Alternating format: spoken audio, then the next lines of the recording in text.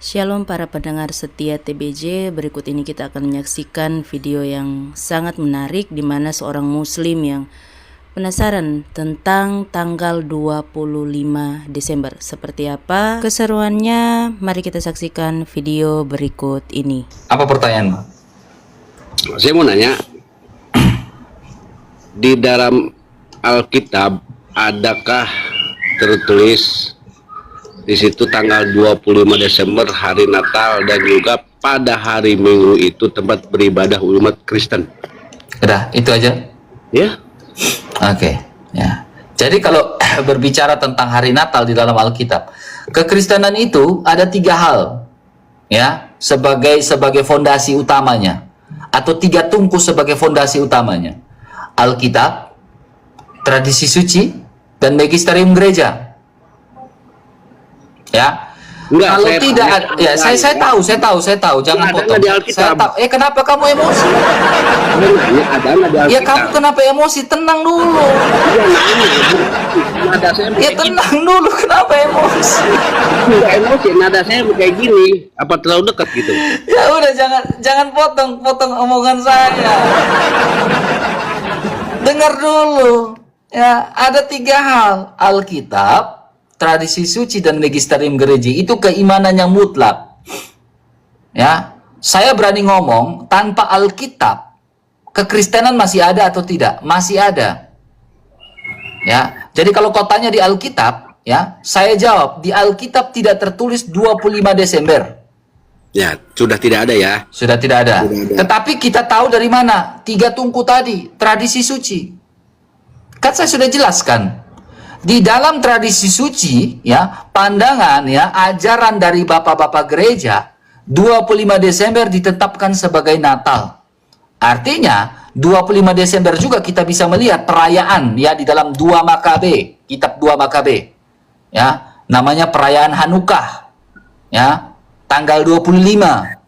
Ya, di mana hari raya Hanukkah itu, di mana mereka memperingati terang yang datang dalam kegelapan. Ya, dirayakan pada 25 Desember, dan tradisi dari abad pertama, kedua, dan ketiga sampai sekarang ini dirayakan tanggal 25 Desember. That's the point yang pertama. Kedua, ya, kita berbicara tentang apa? Hari Minggu. Ya, apakah hari Minggu ada tertulis dalam Alkitab untuk melakukan ibadah? Ibadah kita itu dalam roh dan kebenaran orang Kristen. Kapanpun dan dimanapun kita bisa beribadah sesuai waktu, kapanpun kita bisa beribadah. Karena Allah tidak bisa dibatasi oleh ruang dan waktu. Ya, tetapi apakah ada tertulis di dalam Alkitab tentang hari Minggu? Ada. Di dalam Kisah Para Rasul mengatakan, tadi ada hari pertama minggu itu, di mana para rasul melakukan memecah-mecahkan roti. Mereka melakukan ekaristi dan memecah-mecahkan roti pada hari Minggu. Lalu kenapa hari Minggu harus beribadah? Karena kita mengenang hari kemenangan di mana Yesus Kristus bangkit pada hari pertama minggu itu. Yesus bangkit, sehingga kita bilang merayakan kemenangan. Ya, paham sampai di sini? Ya, berarti tidak ada di Alkitab kan? Ada kan, saya bilang. Iya, pada tanggal 25 sama hari Fokus Minggu keimanan tidak ada. kekristenan itu kan berbicara tentang 3 tungku. Kalau tidak ada Alkitab berarti ada dalam tradisi. Tapi kan tidak ada. Sekarang saya tanya kamu. Ini sama hal seperti saya tanya kepada kamu nih. Ya.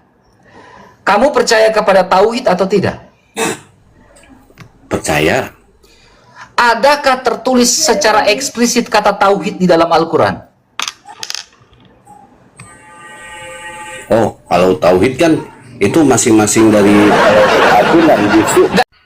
Baik, menanggapi video tadi, kita di dalam kekristenan tidak hanya belajar dari Alkitab, tetapi kita belajar juga dari tradisi-tradisi lisan.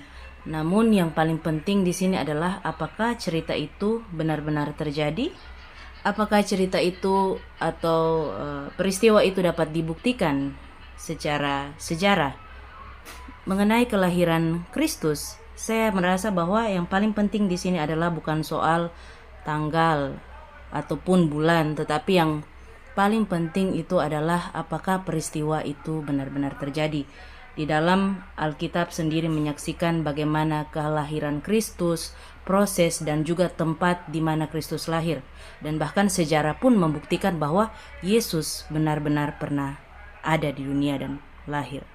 Tidak hanya sampai di situ saja, tetapi kita perlu memaknai bahwa pentingnya kelahiran Kristus yang merupakan berita sukacita bagi seluruh dunia. Mengapa? Karena Kristus datang untuk memberikan keselamatan dan hidup yang kekal. Terima kasih untuk penonton setia TBJ yang terus mendukung channel ini. Tuhan memberkati kita semua. Shalom.